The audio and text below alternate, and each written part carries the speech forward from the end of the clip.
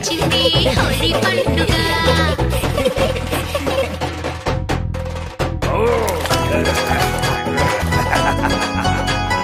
పిచ్కారీలో నీళ్లను నింపి అందరి మీద రంగులు చల్లి పిల్లలు అందరూ ఆడే పండుగ ఇది పిచ్కారీతో ఆడే పండుగ ఇది